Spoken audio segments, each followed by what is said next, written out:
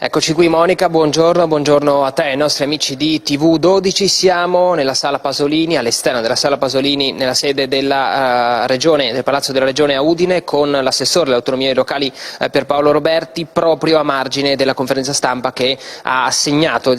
la borsa di studio sul friulano e le lingue sorelle. Le chiedo quindi un commento intanto all'assegnazione della giornata di oggi. Oggi è una giornata importante per la Regione Friuli Venezia Giulia. Questa è una collaborazione importante, di collaborazioni ce ne sono tante che Arlef porta avanti nel corso degli anni, nel corso della sua attività, e servono sempre per un obiettivo unico: cercare di capire quelle che sono le buone pratiche presenti a livello europeo rispetto alla tutela delle minoranze linguistiche, e cercare di farle proprie, cercare di migliorare quindi la situazione del territorio del Friuli Venezia Giulia. Ma una collaborazione di questo tipo probabilmente non c'è mai stata, sicuramente non c'è mai stata, perché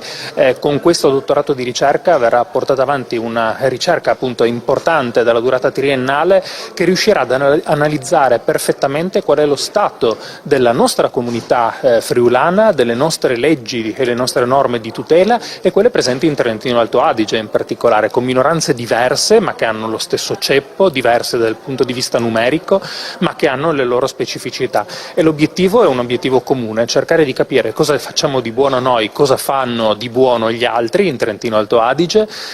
quali sono invece i punti di forza di uno e dell'altro e le debolezze di uno e dell'altro, e metterla a sistema per fare in modo di arrivare al più presto all'obiettivo istituzionale della Regione Friuli Venezia Giulia, cioè fare in modo che quella comunità, che è la comunità friulana, che rappresenta quasi la metà della popolazione del Friuli Venezia Giulia, continui a parlare sempre di più il friulano, e che il friulano entri sempre di più nella quotidianità dei cittadini del Friuli Venezia Giulia.